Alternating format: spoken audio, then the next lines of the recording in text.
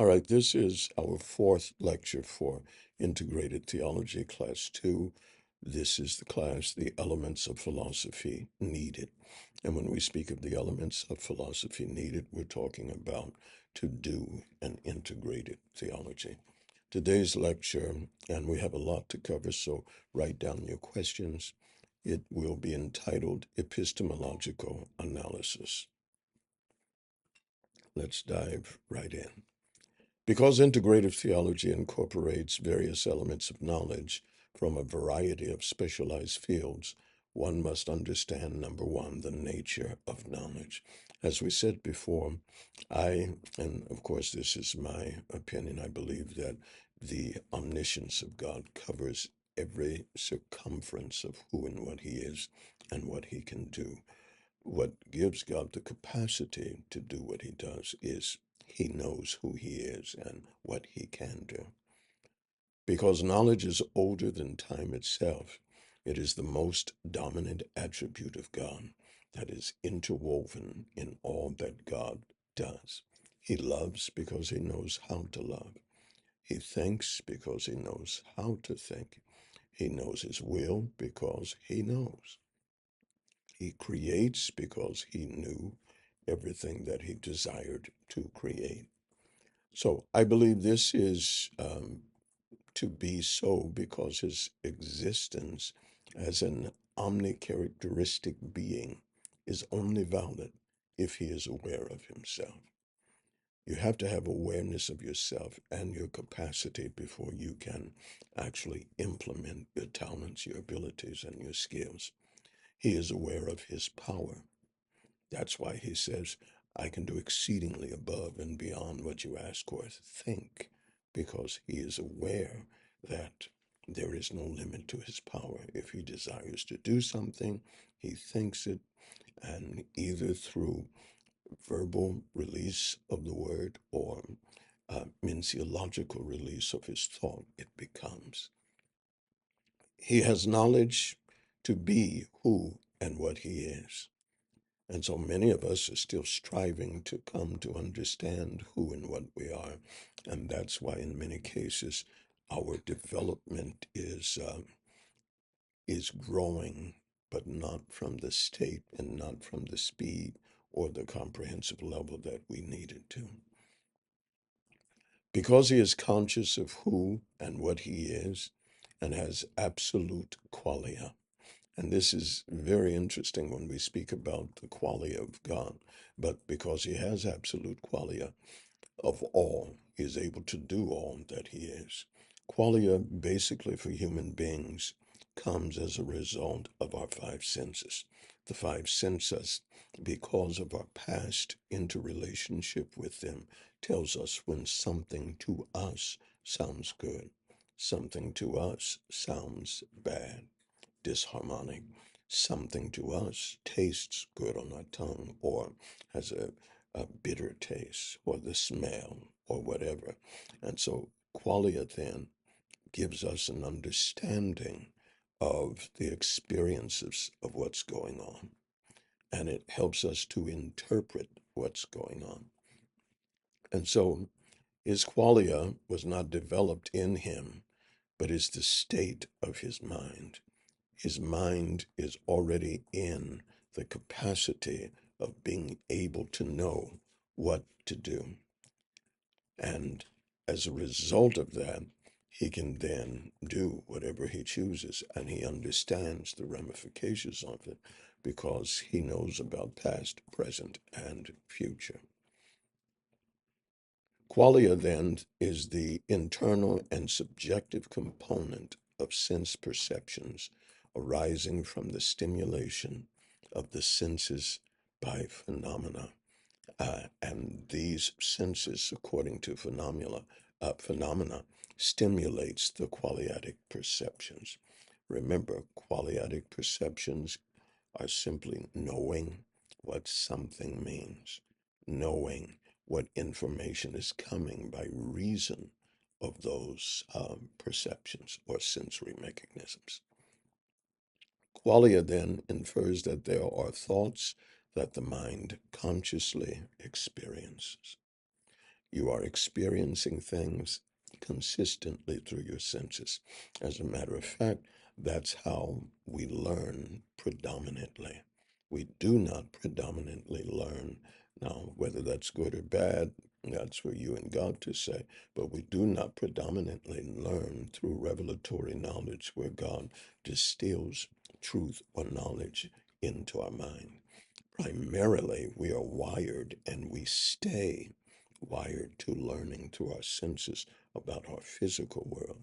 But the inquiry of the spiritual world is something that we, for whatever reason, even after the Holy Ghost, we do not apply or search for that knowledge. So, the qualia of God, if this pertains to him, operates by reason of his eternal awareness of his mind or his logos. God doesn't think the way we think, and that's why he knows what he's thinking at the very, and if I could say lowest level, because you're talking about a differentiation of tiers. And I don't believe that God has a tiered set mind where he operates from a lower minciological functionality to a higher. I believe that he is aware of every aspect of his mind. He is aware of every thought. We have been partitioned with consciousness, subconsciousness, and unconsciousness. And in many cases, we don't know what's going on in our subconscious or our unconscious. And that's why the subconscious is the bridge from the unconscious to the conscious, trying to make you aware of what you really are thinking and feeling. God knows what he's thinking. God never loses a mind or a thought. God never loses his considerations. They are not hidden from him, and so they are ever before him. Therefore, he understands his mind, and that's what I mean by eternal qualia. He is always aware of what he's thinking, what his will is not, and he never forgets it, gets confused, or gets it all jumbled to the point where he has to clarify. He clarifies to us because our minds are not capable of understanding direct communication, and that's why he must communicate and teach us. If qualia is what we are aware of when we see, hear, taste, touch, or smell, the qualia of God is unique within himself. How does he see? How does he hear? How does he hear our thoughts before we think them? And when we consider this, it literally takes us back to I'll say, the Hupostasian concept. If he upholdeth all things by the word of his power, which is the Rhema, which proceeds from the Logos, then every time we think, his capacity enables us to think, to speak. Therefore, it's like he is producing the energy and all of the vibrations that enable us to um, operate in our humanity. And by producing the energy and the vibrations that keep us alive and keep us functioning, then he knows all too well what that functionality is, even before we constrive it. Again, he gives us the optimum capacity to utilize thought. But because without him, we wouldn't have a mind, we wouldn't have the capacity to think. He knows everything we think before we think it. Because, again, remember, his mind, his word is holding all things together. And so when we proceed to think, God understands every pathway a thought can go, whether it's good or bad. He knows it before it starts because he knows there are only so many pathways we can think and so many conclusions that we can get to. He knew all things before they were and also knew what all things would be as he had eternally envisioned them. And this envisioned understanding was within his mind before he created them. It's not like God started to draw a picture and then was figuring it out before he got it. He knew it through the envisioning of it and through the conclusion of his will. And when he spoke it, everything he thought or desired came forth according to the pattern of his desire. This means he knew the dynamics of the senses that he placed in mankind.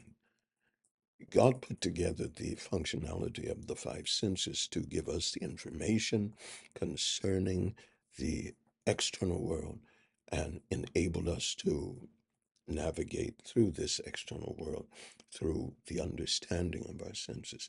And God also produced within man the sensory mechanisms of the spirit to give him an understanding as to how to operate in the spirit realm. That became hidden in man when Adam fell, and he transmitted that to every one of his children, the latent ability to function in the spirit in one way or another. And in a sense, we are not spirits. Jesus clarified, a spirit hath not flesh and bones, as you see me have. So that's the distinguishing characteristic. But within every man is an instinct to be spiritual. And that spirituality can be with God or seeking of other spiritual entities from another spiritual kingdom. Excuse me. Now, because he understood the processes of all of these sentient powers he gave to man, nothing can surprise him. Every experience we experience, God is experiencing it with us. Every pain, every joy, every tear. Does that mean that God is a pantheistic God? No. But what it means is everything operates by the laws of his, what we call primus verbum, the first word of creation, the first word of the physis of mankind, the nature of mankind.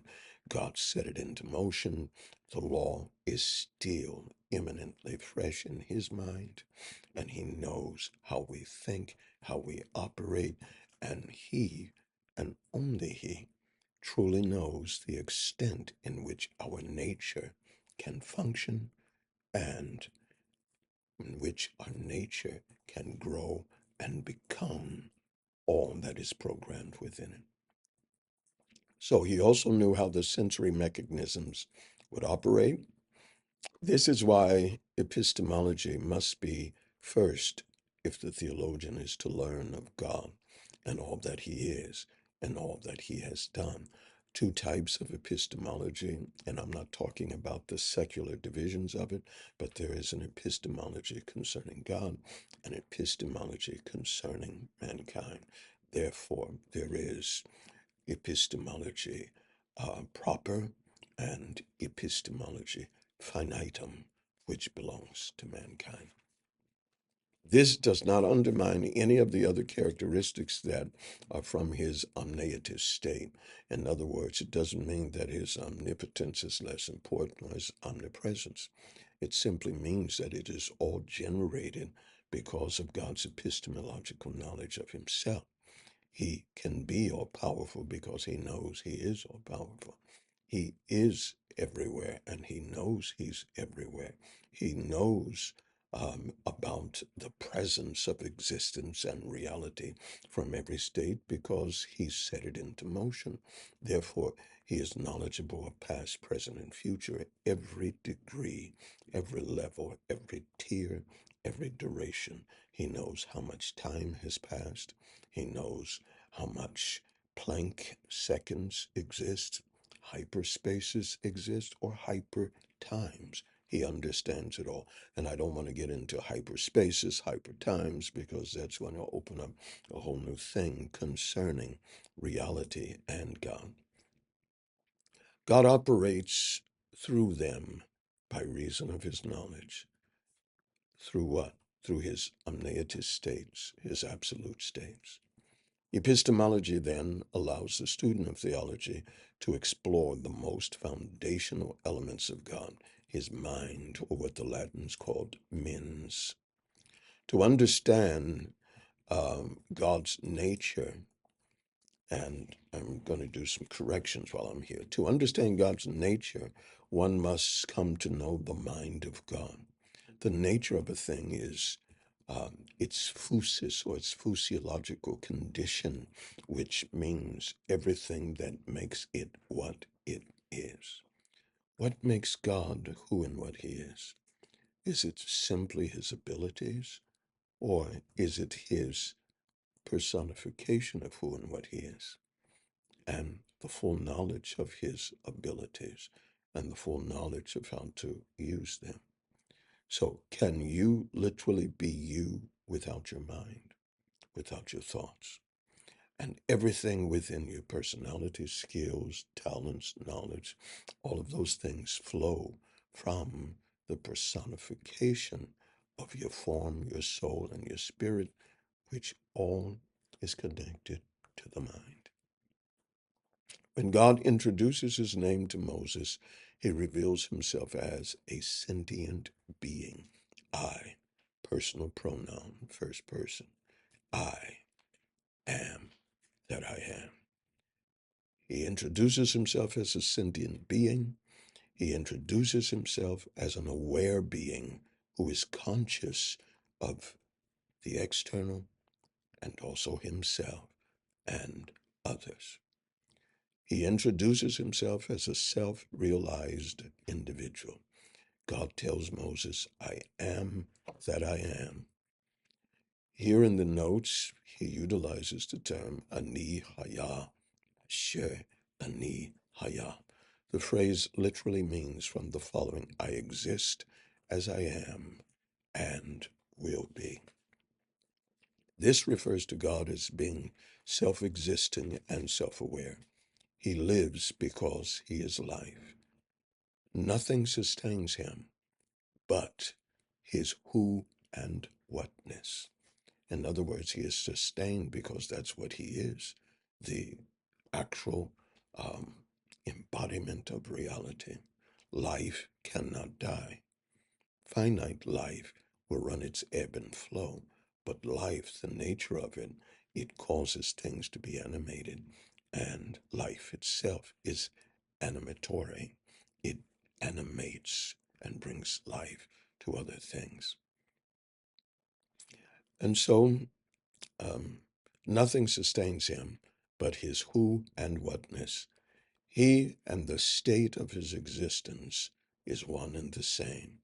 God is who he is, and God is what he is. You can answer two questions with the word God. Who is he? God. What is he? God. And when you look at that, and we're not going to go into the derivations of his name today, that's going to come a little later. So it's as if he's saying, I am what I am, as an emphatic statement of his immutability or his unchanging nature. No matter how he appears, he is what he is. Simply a manifestation of him does not change his nature. God can assume whatever form, whatever guise he desires, and that's because he's God. He is a spirit that thinks, and it is, speaks, and the reality of his conjunctive power that holds all together. He can take a thought, a verbalized word, and make it into physical reality. He addresses himself as if he is the very state of existence and the sole cause of existence outside of himself. He is not existence in the pantheistic or panentheistic sense. He is not the physical universe, nor is the physical universe his garment or cosmic skin that he wears, that some suppose by saying the universal mind and the universe talks to you. No, it is God that talks to you. you may, in some instances, have an experience where you have an epiphany about the universe, but the universe does not speak as if God speaks. He is existence by virtue of him existing before the universe. He then sets the pattern for that which is real and has substantial reality. Again, he has substance. It may not be physical or what we call materialis. So he does have substantial reality. It is just spiritual, it's just immaterial. We have to understand immateriality does not mean it's just a whiff of smoke and there's nothing to it. It just simply means it's beyond the physical reality of what we call material. He tells Moses, I am, according to Exodus chapter 3, verse 14. The the ABP version of the Bible, and you can look this up. I am that I am was translated from this arena as I am the one being. And so many versions go into different explanations of this. And so when he says, I am the one being, he simply say, I am the one who is existing without the aid or without the cause of anyone else. This could be interpreted as, I exist, I am the one. Years ago, there was a movie entitled The One, very entertaining, but astronomically ridiculous, because it said there was an infinite amount of parallel worlds and there was an infinite amount of versions of yourself. And so what happened is one individual discovered this and sought to kill them all because everyone he killed, their persona, their power, their ability came to him. And so as he was killing them, he was getting stronger and more intelligent. Um, again, entertaining, but further from the truth as light is from day. Another possible interpretation based upon this version is the following. I am the one existing. And so it indicates then I am the one existing. I, as a personal pronoun, am living, am being in and of myself. Therefore, everything else is potential. This could indicate that God is speaking of himself in first person as the only true, absolute, actualized being, where there is no what we would call um, subjectivity of dependency or potence. I am the only one who is not potential, who is not dependent upon someone. And so the BBE version says, um, here the concept of the use of the first singular is God saying of himself, what I am is who I am, which indicates nothing can change him. His nature simply dictates that he must be who he is, and he can be nothing else. What God is cannot be separated from who he is. His oneness then reveals the unspeakable, the unspeakable and the unsearchable unity with the personage and the whatness of his distinguishable existing substance. And that sounds like a mouthful, but what he's simply saying is that who and what he is can never be separated. It can never stop being the fact of who and what he is. And it's very important for us to understand that God cannot change. God cannot stop being holy. He cannot stop being righteous. He cannot stop being omniscient. No more than a rat can stop being a rat. And I hate that analogy, but what I'm saying is the nature of a thing is what it is. If something is evil, it cannot help but to be evil. It gives us the antithesis of the reality of what we would call, number one, being is, and then the law of identification. A thing cannot be what it is and be what it not is. Evil cannot be good and be evil at the same time. And therefore we know how to deal with the reality of an existing phenomenon. And so the what, which means God's self-existing Elohim, the who, God, he who is existing, are the same. So when we hear people say who he is and then what he is, and they use that to solidify Trinity or Godhead, what he is a Trinity. What he is a Godhead. But God is who he is and what he is. They are one and the same. They are one and the same. Because the what has a who that causes the what to be what it is. Always remember a person is a what. Whenever you have a noun, it's a person, place, or a thing. Is a person a thing? Yes, it is. It just happens to be an organic, living thing. Is a car a thing? Yes.